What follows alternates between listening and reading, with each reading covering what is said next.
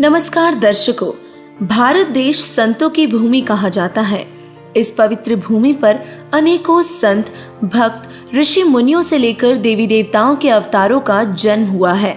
आज हम आपको भगवान श्री कृष्ण जी की लीला के साथ संत कबीर जी, जिन्हें भक्तिकालीन संत के रूप में भी जाना जाता है, उनकी लीलाओं का वर्णन करेंगे एवं जानेंगे ऐसे तथ्य जो चौंका देने वाले होंगे। भगवान श्री कृष्ण जी की किन लीलाओं के कारण लोग उन्हें परमात्मा मानने लगे और पुरुषोत्तम जानकर उनकी भक्ति करने लगे। आज आपको श्री कृष्ण जी की लीला व परमेश्वर कबीर साहिब जी की मिलती जुलती लीला बताकर स्पष्ट करेंगे कि कौन समर्थ शक्ति है और कौन जीवन वृद्धि करने में सक्षम है। कौन है वो सर्वोच्च परमात्मा जो तीनों लोकों समेत 21 ब्रह्मांडों का भी पालन पोषण करता है। अब हम दोनों की लीलाओं का भेद स्पष्ट करते हैं, तो चलिए शुरुआत करते हैं। दर्शकों, हम जानते हैं कि श्री कृष्ण जी का जन्म कंस राजा की कारावास में बंद उनकी बहन देवकी और वासुदेव से हुआ था। रातों रात वासुदेव श्री कृष्ण को यशोदा के पास छोड़कर आ गए थे, क्योंकि कंस को यह भविष्यवाणी हुई थी कि उसकी मृत्यु का कारण बनने वाला अब पैदा होगा, और इसीलिए उसने अनगिनत नवजात शिशुओं की हत्या की। तो वहीं पूर्ण ब्रह्म कबीर साहिब जी जब पृथ्वी पर आए तो वे जननी से जन्म लेकर नहीं, बल्कि सह शरीर कमल के पुष्प पर लहर तारा में अवतरित हुए। ऋग्वेद मंडल नंबर 10 सूक्त 4 मंत्र 3 के अनुसार पूर्ण परमेश्वर का जन्म जननी से नहीं होता। ये भी सर्व प्रसिद्ध है कि श्री कृष्ण जी गायों का दूध पीते थे और माखन खाते हुए बड़े हुए, जिस कारण उन्हें लोग प्रेम से माखन चोर बुलाने लगे थे। जबकि पूर्ण ब्रह्म कबीर साहिब जी को जब नीरो नीमा अपने घर ले गए तो उनकी परवरिश कुंवारी गाय के दूध से हुई। ऋग्वेद मंडल नंबर 9 सूक्त 1 मंत्र 9 के अनुसार परमेश्वर की परवरिश कुंवारी गाय से होती है। दर्शकों, राजा मोर ध्वज की कथा से हिंदू समाज बखूबी परिचित है, परंतु हिंदू समाज जानता है कि किस प्रकार भगवान श्री कृष्ण जी ने अर्जुन के एकमात्र भक्त होने के अभिमान को तोड़ने के लिए एक ऋषि के रूप में मोर ध्वज के घर गए। वो अपने शेर के भोजन के लिए राजा और रानी के हाथों से ही पुत्र ताम्रध्वज का सिर कटवा दिया, और फिर ताम्रध्वज की एवं मोर ध्वज की भक्ति से प्रसन्न होकर उसे जीवित कर इस लीला से अर्जुन का भ्रम भी मिटा दिया कि केवल वही सर्वोत्तम भक्त है। अब एक और लीला के बारे में आपको बताते हैं जो परमेश्वर कबीर साहिब जी ने भी की थी, जिसके विषय में बहुत ही कम लोग जानते हैं। ये कथा है सेऊ व सम्मन की। जी हाँ, सम्मन नाम का एक चूड़ी बेचने वाला मनिहार जो अपनी पत्नी नेकी एवं पुत्र सेऊ के साथ रहता था।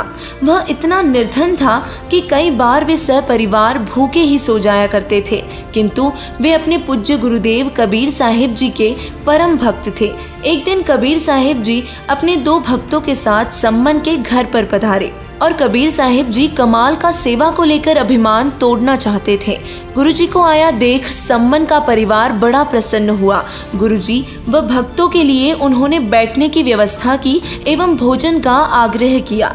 कबीर साहिब जी के हाँ कहने पर वे भोजन की तैयारी करते इसके पहले ही पता चला कि घर में आटा ही नहीं है। नेकी आस पड़ोस में उधार लेने गई, किंतु उसे नहीं मिला। क्योंकि वे भक्त थे, इसलिए ये जानते थे कि संतों के भूखे जाने से नगरी उजड़ जाती है। अतः इसी कारण सेऊ सेठ की दुकान में सेंध लगाकर आटा चुराने गया। सेठ के पकड़ लेने पर उसने सिर बाहर निकाला और सम्मन से अपना सिर कटवाने की प्रार्थना की। सम्मन जानता था कि यदि सेठ सेऊ को राजा के पास ले गया तो गुरुजी की बदनामी होगी, और इसी कारण उसने सिर काट दिया और आटा घर पर दे दिया। उधर नेकी ने खाना बनाते हुए पुत्र का सिर और धड़ घर लेकर रखने के लिए कहा। सम्मन ने अपने मृत पुत्र का सिर और धड़ लाकर ताक यानी कि अलमारी पर रख दिया। इधर भोजन तैयार होने पर 5 बर्तनों में भोजन परोसा गया। कबीर साहिब जी ने 6 बर्तनों में लगाने के लिए कहा। कोई चारा न देखकर नेकी ने 6 बर्तनों में भोजन परोसा। कबीर साहिब जी ने सेऊ को भोजन करने के लिए आवाज लगाई और सेऊ भीतर से दौड़ता हुआ आ गया, जिसकी गर्दन पर कटने का निशान भी नहीं था। सम्मन ने भीतर जाकर देखा तो ताक पर मात्र रक्त के छींटे पड़े थे। जगत गुरु तत्वदर्शी संत रामपाल जी महाराज जी ने भगवान श्री कृष्ण जी की लीला व कबीर परमेश्वर जी की लीला में भिन्नता बताते हुए दर्शाया है कि भगवान श्री कृष्ण जी ने मोरध्वज के पुत्र ताम्रध्वज को आरे से कटवाकर जीवित कर दिया, लेकिन उन्हें मोक्ष नहीं दे पाए। जिसका जीवन शेष हो उसे मारकर जीवित करना शक्ति युक्त महापुरुषों के लिए आसान होता है, किंतु जिसकी आयु खत्म हो उसे जीवित करना केवल पूर्ण परमेश्वर के हाथों होता है। जिस समय कृष्ण जी के एकमात्र भांजों एवं पांडवों के अंतिम वंश अभिमन्यु की मृत्यु हुई थी, तब वे उसे जीवित आखिर क्यों नहीं कर सके थे। वहीं दूसरी तरफ परमेश्वर कबीर जी ने सेऊ को जीवित किया, मृत्यु लड़के कमाल को जीवित किया, कमाली नाम की मृत्यु लड़की को जीवित किया। स्वामी रामानंद जी का सिर सिकंदर लोधी द्वारा काट देने पर भी उन्हें जीवन दान दिया। कृष्ण जी त्रिलोकीनाथ भगवान विष्णु का अवतार थे, जिन्हें राम अवतार में बाली को धोखे से मारा था और उसी बाली वाली आत्मा ने कृष्ण से कर्म का बदला लेने के लिए शिकारी के रूप में तीर मारा और अपने ही कर्मों की सजा के फलस्वरूप कृष्ण जी की मृत्यु हुई। तो वही पूर्ण ब्रह्म कबीर साहिब जी, जो सभी ब्रह्मांडों के रचनहार एवं पालनहार हैं, वे सभी पंडितों, ज्योतिषियों और अनेकों शिष्य हिंदू एवं मुस्लिम समाज के साथ साथ राजा वीर सिंह बघेल और बिजली खान पठान के सामने सहशरीर अपने निजी निवास स्थान सतलोक चले गए और एक भयंकर युद्ध को भी टाल गए, क्योंकि दोनों धर्म के लोग कबीर साहिब जी का अंतिम संस्कार अपने तरीके से करना चाहते थे। तब कबीर साहिब जी ने सभी को युद्ध ना करने की चेतावनी दी एवं जो कुछ मिले उसे आधा आधा बांटने के सख्त आदेश दिए और इसी तरह एक बड़ा गृह युद्ध टला। अपने कर्म स्वरूप मृत्यु को श्री कृष्ण जी नहीं टाल पाए। दुर्वासा ऋषि के श्राप से मर रहे 56 करोड़ यादवों को कृष्ण नहीं बचा पाए थे तथा मृत्यु से पूर्व पांडवों को पाप के कारण हिमालय जाकर तप करने और शरीर गलाने के लिए कहा। तो वही पूर्ण परमेश्वर कबीर साहिब जी ने अनेकों कर्म बंधन एवं पाप नष्ट किए हैं, लोगों को रोग मुक्त किया, जिनमें सिकंदर लोधी, जिसे जलन का भयंकर रोग था, शामिल है।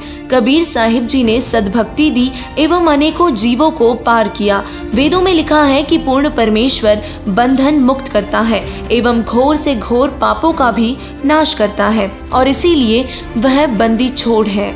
उन्हीं परमेश्वर कबीर साहिब जी की सद्भक्ति करने से ही साधक पूर्ण मोक्ष प्राप्त कर सकता है और वर्तमान में केवल जगत गुरु तत्वदर्शी संत रामपाल जी महाराज जी ही वो सद्भक्ति दे रहे हैं, जिससे साधक जन्म और मृत्यु के रोग से छुटकारा पा सकता है और अमरधाम सतलोक में स्थायी निवास प्राप्त कर सकता है। तो देरी ना करे और संत रामपाल जी महाराज जी की शरण में आए और अपना कल्याण करवाए। धन्यवाद।